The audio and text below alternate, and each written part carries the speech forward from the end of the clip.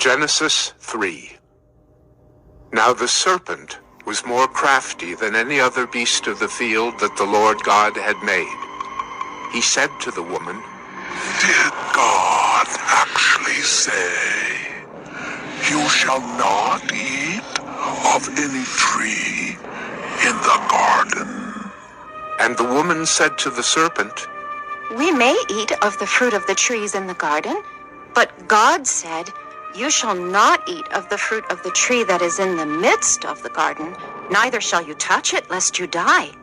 But the serpent said to the woman, You will not surely die, for God knows that when you eat of it, your eyes will be opened, and you will be like God, knowing good and evil.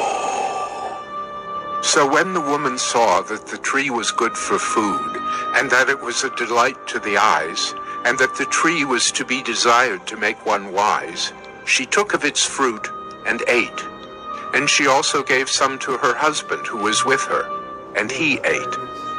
Then the eyes of both were opened, and they knew that they were naked. And they sewed fig leaves together, and made themselves loincloths. And they heard the sound of the Lord God walking in the garden in the cool of the day. And the man and his wife hid themselves from the presence of the Lord God among the trees of the garden. But the Lord God called to the man and said to him, Where are you? And he said, I heard the sound of you in the garden, and I was afraid, because I was naked, and I hid myself. He said, Who told you that you were naked? Have you eaten of the tree of which I commanded you not to eat? The man said, The woman whom you gave to be with me, she gave me fruit of the tree, and I ate. Then the Lord God said to the woman, What is this that you have done? The woman said, The serpent deceived me, and I ate.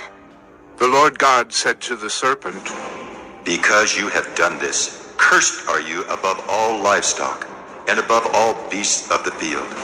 On your belly you shall go, and dust you shall eat all the days of your life. I will put enmity between you and the woman, and between your offspring and her offspring. He shall bruise your head, and you shall bruise his heel. To the woman he said, I will surely multiply your pain in childbearing. In pain you shall bring forth children. Your desire shall be for your husband, and he shall rule over you. And to Adam he said, Because you have listened to the voice of your wife, and have eaten of the tree of which I commanded you, you shall not eat of it. Cursed is the ground because of you. In pain you shall eat of it all the days of your life.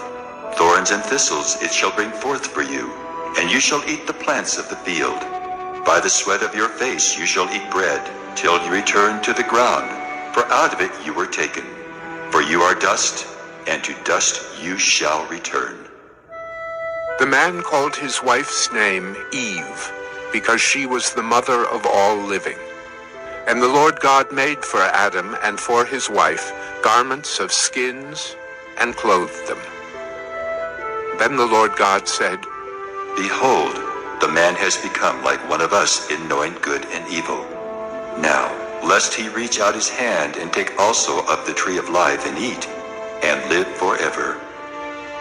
Therefore the Lord God sent him out from the Garden of Eden to work the ground from which he was taken. He drove out the man, and at the east of the Garden of Eden he placed the cherubim and a flaming sword that turned every way to guard the way to the tree of life.